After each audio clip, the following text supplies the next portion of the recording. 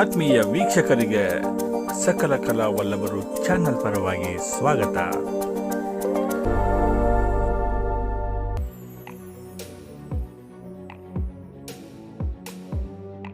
ಈ ಸಲ ಬಿದ್ದಿದ್ದ ಆಲಿಕಲ್ಲುಗಳು 24 ಗಂಟೆ ಆದರೂ ಕೂಡ ಅದು ಕರಗಿರಲಿಲ್ಲ.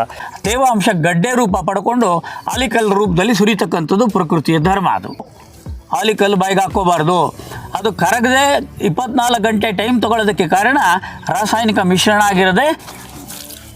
ಅದೇ ರಂಗಾರೆಡ್ಡಿ ಜಿಲ್ಲಾದಲ್ಲಿ ಬಿದ್ದಿರ್ತಕ್ಕಂಥ ಒಂದೇ ಒಂದು ಆಲಿಕಲ್ಲು 100 kg, 1 ಕ್ವಿಂಟಾಲು. ದೇವನಹಳ್ಳಿ ತಾಲೂಕಿನ ಆವುತಿ ಗ್ರಾಮದಲ್ಲಿ ಬಿದ್ದಂಥ ಒಂದೇ ಒಂದು ಆಲಿಕಲ್ಲು 1,500 kg.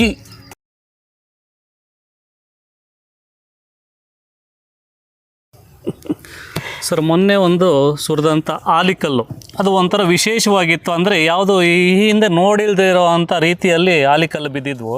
ಸಾಮಾನ್ಯವಾಗಿ ಒಂದು ಆಲಿಕಲ್ಲು 1 ಗಂಟೆ ಸಮಯದಲ್ಲಿ ಅಥವಾ 2 ಗಂಟೆ ಸಮಯದಲ್ಲಿ ಅದು ಕರಗಿ ನೀರಾಗುತ್ತೆ. ಈ ಸಲ ಬಿದ್ದಿದ್ದ ಆಲಿಕಲ್ಲುಗಳು 24 ಗಂಟೆ ಆದರೂ ಕೂಡ ಅದು ಕರಗಿರಲಿಲ್ಲ. ಈ ಯುದ್ಧದ ಪರಿಣಾಮದಿಂದ ಏನಾದರೂ ಈ ಥರ ಆಗಿದೆಯಾ, ಇಲ್ಲ ಇದಕ್ಕೆ ಬೇರೆ ಏನು ಕಾರಣ ಇರ್ಬೋದು ಸರ್? ಯುದ್ಧದ ಪರಿಣಾಮದಿಂದ ಅಂತ ಹೇಳೋದಕ್ಕೂ ಕಾರಣ ಒಂದೇ ಅಲ್ಲ. ಯುದ್ಧನೂ ಒಂದು ಬಲವಾದ ಕಾರಣ. ಅದರ ಜೊತೆಯಲ್ಲೇ ಇಡೀ ವಿಶ್ವದಲ್ಲಿ ಕೈಗಾರಿಕಾ ಕ್ರಾಂತಿ, ವಾಹನಗಳಿಂದ, ನಾನಾ ಥರದ ಇದರಿಂದ ಬರ್ತಕ್ಕಂಥ ರಾಸಾಯನಿಕ ಅನಿಲಗಳು ವಾತಾವರಣಕ್ಕೆ ಸೇರಿದಂತಹ ರಾಸಾಯನಿಕ ಅನಿಲಗಳು ಭೂಪ್ರದೇಶದಿಂದ ಮೇಲಕ್ಕೆ ಹಾರಿ ಹೋಗ್ತಕ್ಕಂಥ ಬಿಸಿಯ ಗಾಳಿ, ಮೇಲೆ ಹರಿತಕ್ಕಂಥ ತಣ್ಣನೆಯ ಗಾಳಿ, ಅದರ ಮಧ್ಯೆ ಇರತಕ್ಕಂಥ ಅನಿಲಗಳ ಪ್ರಭಾವದಿಂದ ತೇವಾಂಶ ಗಡ್ಡೆ ರೂಪ ಪಡ್ಕೊಂಡು ಆಲಿಕಲ್ಲು ರೂಪದಲ್ಲಿ ಸುರಿತಕ್ಕಂಥದ್ದು ಪ್ರಕೃತಿಯ ಧರ್ಮ. ಅದು ಅದರ ಜೊತೆ ಒಳಗಡೆ ಈ ರಾಸಾಯನಿಕಗಳು ಸೇರಿ ಬೀಳ್ತಾ ಇರೋ ಕಾರಣಕ್ಕಾಗಿ ಅದು ಮಕ್ಕಳು ಗೊತ್ತಿಲ್ಲದೆ ತೆಗೆದು ಬಾಯಿಗೆ ಹಾಕೊಂಡ್ಬಿಡ್ತಾರೆ. ಐಸ್ ಗಡ್ಡೆ ಬಡಿಂದಿ ಅಂತ, ಐಸ್ ಗಡ್ಡೆ ಬಿದ್ದಿದೆ ಅಂತ ಬಾಯಿಗೆ ಹಾಕೋತಾರೆ. ಅದು ಮಹಾ ಡೇಂಜರು. ಆಲಿಕಲ್ಲು ಬಾಯಿಗೆ ಹಾಕ್ಕೋಬಾರ್ದು. ಅದು ಕರಗದೆ 24 ಗಂಟೆ ಟೈಮ್ ತಗೊಳ್ಳೋದಕ್ಕೆ ಕಾರಣ ರಾಸಾಯನಿಕ ಮಿಶ್ರಣ ಆಗಿರದೆ ಕಾರಣ ಆಗ್ತಾಯಿದೆ. ಇದು ನೋಡಿ, ಭಾಳ ದೂರ ಇಲ್ಲ. ಈಗ ಮೊನ್ನೆ ನಡೆದಿದ್ದು 17 ಜಿಲ್ಲೆಗಳಲ್ಲಿ. ಇಲ್ಲಿ 2011ನೇ ಇಸ್ವಿನಲ್ಲಿ ಹರಪನಹಳ್ಳಿ 2011ನೇ ಇಸ್ವಿನಲ್ಲಿ ಹರಪನಹಳ್ಳಿನಲ್ಲಿ ಬಿದ್ದಿರ್ತಕ್ಕಂಥ ಆಲಿಕಲ್ಲು 60, 70, 75 kg ಒಂದೊಂದು. 60, 70, 75 kg ಬಿದ್ದಿತ್ತು. ಇದು 2011ರ ಚಿತ್ರಣ. ಆಲಿಕಲ್ಲು ಮಳೆ ಬಿದ್ದು ಇಲ್ಲಿ ಕೆಳಗೆ 31 ಜನ ಸತ್ತಿರ ವರದಿ ಯಾವಾಗೇನೆ. ಬುರುಡೆಗಳು ಒಡೆದೋಗಿದ್ದಾವೆ. ಇಲ್ಲಿ ನೋಡಿ, 30/1/2013ರಲ್ಲಿ ಆಂಧ್ರ ಪ್ರದೇಶದ ರಂಗಾರೆಡ್ಡಿ ಜಿಲ್ಲಾದಲ್ಲಿ ಭಯಂಕರವಾದ ಆಲಿಕಲ್ಲು ಮಳೆ ಸುರಿದು ಇಡೀ ಊರೇ ಹಿಮ ಹಾಸಿಗೆ ಹಾಸಿದಂಗೆ 1.5 ಅಡಿ 2 ಅಡಿ ಹಿಮ ಕಂಪ್ಲೀಟ್ ರೋಡಲ್ಲಿ ಮುಚ್ಚೋಗಿದೆ. ಊರೇ ಮುಚ್ಚೋಗಿದೆ.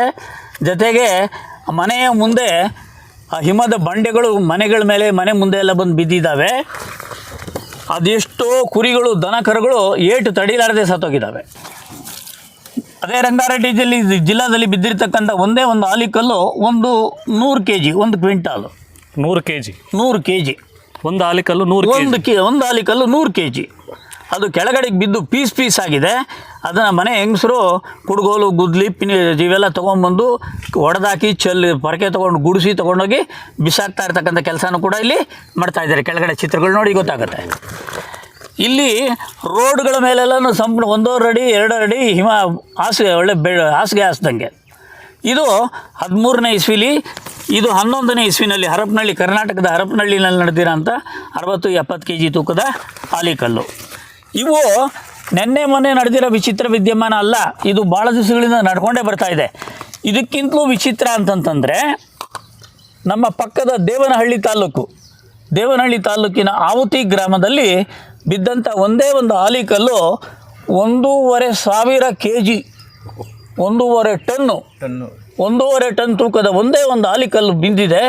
5 ಎಕರೆ ದ್ರಾಕ್ಷಿಗೆ ಹಾಕಿದ್ದಂಥ ಕಬ್ಬಿಣದ ತಂತಿ ಬೇಲಿ ಅದರ ಮೇಲೆ ಬಿದ್ದು ಅದರ 1,500 kg ತೂಕಕ್ಕೆ ಹಾಕಿದ್ದಿದ್ದು. ಈ ಥರದ ಎತ್ತರಕ್ಕೆ ಬೆಳೆದಿದ್ದಂಥ ಮರ ಇದ್ದಂಗಿದ್ವಲ್ಲ ಕಲ್ಲಿನ ಕೂಚಗಳು, 5 ಎಕರೆಗೆ ಹಾಕಿದ ಕಲ್ಲಿನ ಕೂಚಗಳೆಲ್ಲ ಮುರಿದೋಗ್ಬಿಟ್ಟಿದ್ದಾವೆ. ಆ ಗಡ್ಡೆ ಹೋಗಿ ಆ ತೋಟದಲ್ಲಿದ್ದಂದು ಬಾವಿ ಒಳಗಡೆ ಬಿದ್ದೋಗಿದೆ. 1 ವಾರ ಕರಗಿರಲಿಲ್ಲ. ಇದು 1 ಗಂಟೆ ಕರಗಬೇಕಾಗಿರೋ ಆಲಿಕಲ್ಲು 1 ವಾರ ಆದರೂ ಅದು ಕರಗಿರಲಿಲ್ಲ. ಒಂದು ವಾರ ನೀವು ನಾನು ಇಲ್ಲೇ ಕೂತಿರ್ತೀನಿ, ಅವತ್ತಿಗೆ ಹೋಗ್ಬಿಟ್ಟು ಆ ಗೊಬ್ಬರಗುಂಟೆ ಊರ ಪಕ್ಕದಲ್ಲಿ ಏನು ಬಾವಿಯಲ್ಲಿ ಬಿದ್ದಿತ್ತೋ ಅಲ್ಲಿನ ಜನಗಳಿಗೆ ಇಂಥ ಸಮಯದಲ್ಲಿ ಒಂದು ಆಲಿಕಲ್ಲು ಬಿದ್ದಿತ್ತಂತಲ್ಲ, ಆ ಬಾವಿ ಯಾವುದು ನೋಡಿದ್ದವ್ರನ್ನ ಪ್ರತ್ಯಕ್ಷ ವರದಿ ನೀವೇ ಹೋಗಿ ಕೇಳ್ಕೊಂಬರ್ಬೋದು. ನಮ್ಮ ಸಕಲ ಕಲಾ ವಲ್ಲಭರು ಚಾನೆಲ್ನ ಬೆಂಬಲಿಸಿ ಮತ್ತೆ ಭೇಟಿಯಾಗೋಣ. ಧನ್ಯವಾದಗಳು.